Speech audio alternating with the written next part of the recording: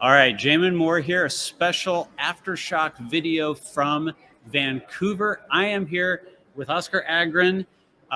He was a big part of the Open Cup win the other night against Seattle. Tonight, the Earthquakes will be facing Vancouver, so this video is being recorded ahead of that game. Oscar, welcome to the show. How are you doing? Thank you very much. I'm doing well. Is this your first time in the city of Vancouver, or have you been here before? First time, yeah. What do you think of it so far? I like it a lot so far. It's a very beautiful city. It is for sure. So the other night, you got to play in one of the most exciting Open Cup games that I think I've ever seen.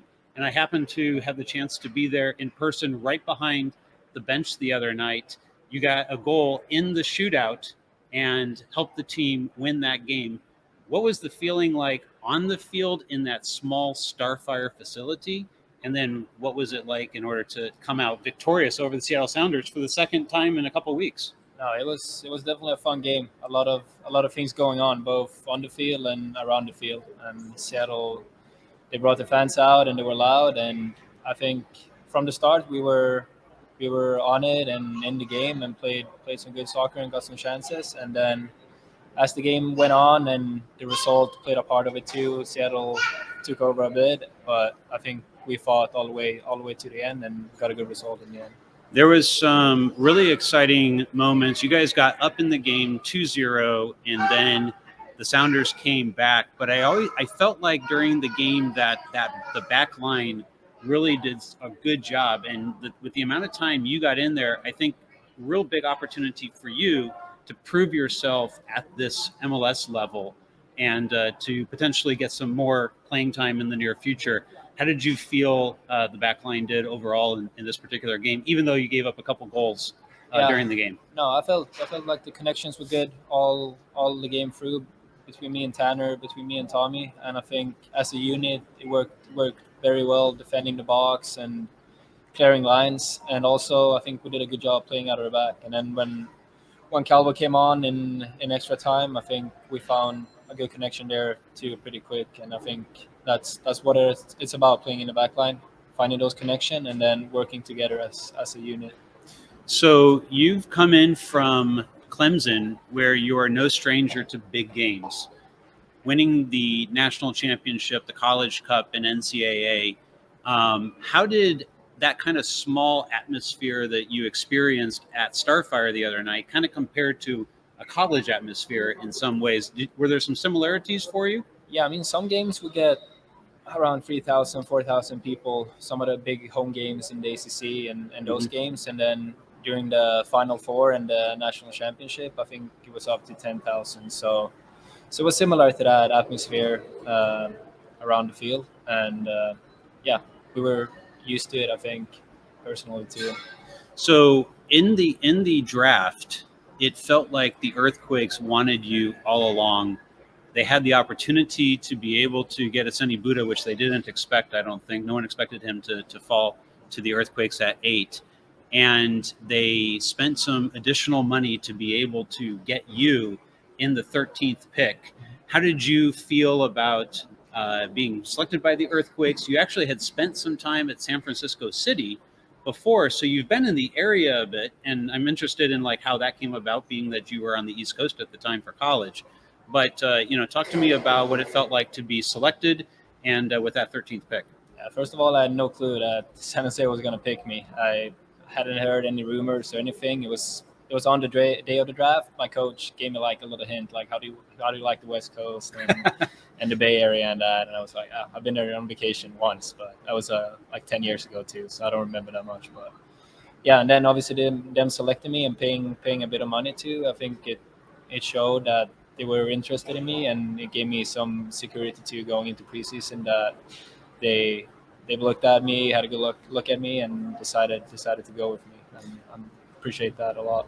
Yeah, there were rumors at the time that there was also interest out of Europe for you as well. Did you have to make a decision as to whether you would sign with the Earthquakes or potentially go back to Europe? Yeah, kind of. It was still loose back in Europe. I had some options, but it was going to include trial and stuff like that. I didn't have anything on the table really, but there was definitely some interest from a couple of clubs that I had to consider. But decided to go with the Quakes. So you're the 5th player or coach, I think we figured that out, from Sweden to be a part of the San Jose Earthquakes organization. The last one was someone who was a big part of the club, Magnus Eriksson. I know you haven't gotten a chance to meet Magnus, but there is a Malmo connection there. Do you want to tell everyone a little bit about, well, you're from Malmo, and so talk to people a little bit about the Malmo connection, and then how did you decide that you were going to play college ball in the U.S.? Did Clemson come after you, or are you interested in Clemson? Yeah, no, I grew up in Malmo and lived there my whole life. My dad actually played in Malmo too, 300 games or something like that. So I always grew up watching Malmo and going to the stadium and that. And then those years when Magnus was there, they were very successful. Made the Champions League, I think, once or twice, and supported them and watched those games and saw him play there.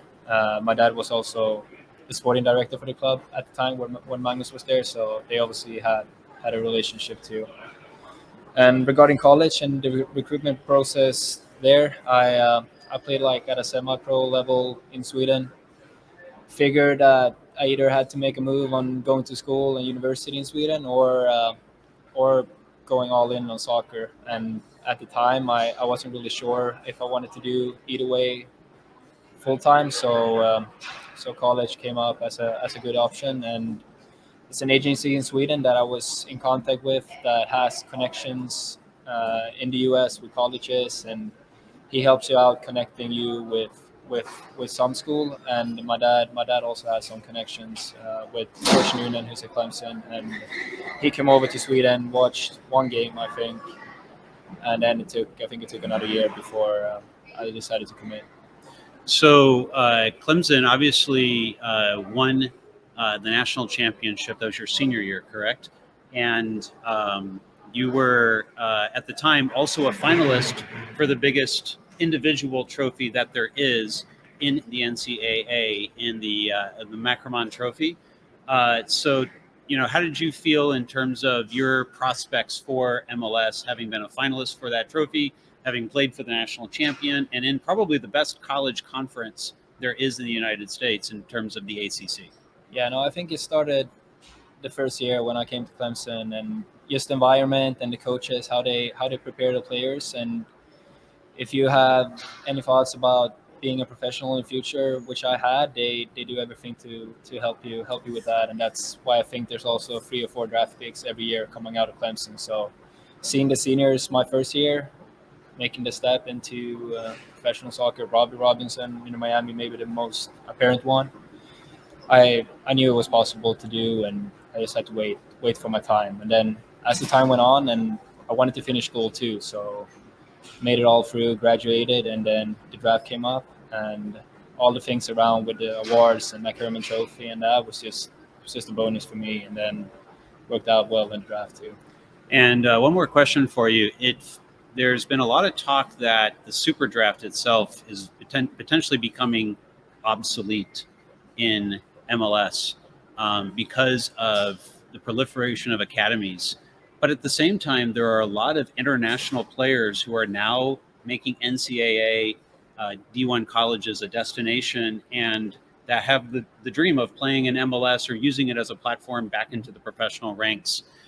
How are you seeing this whole NCAA environment in your time kind of change to welcome many more international players? Because it feels to me like a smart team like the Earthquakes did, going after 2 international players through the draft, have a real opportunity, a competitive advantage by taking advantage of that draft. Yeah, no, it's become very apparent the last years when I've been in college too, how teams go after these internationals, and teams make up their whole starting 11 of international. Like Pittsburgh in our conference, they were basically just internationals, and we played Marshall the year before, and they had a lot of internationals too. So I think it gives a different view at the college and the players, and I think going after the internationals too, I think they have a lot of different things to offer compared to the US academy guys, because they've come from different academies in Europe, some that are really good. And I think if the MLS teams can take take a part of those talents, I think it will help them a lot too. Oscar, good luck against Vancouver today, and thank you for joining us here on the Aftershock. And fans, be sure to check out our other interviews from this trip. And thank you to all of our patrons who helped make it possible for us to be in Vancouver at the game today. Oscar, thanks again for joining us, and good luck. Thanks.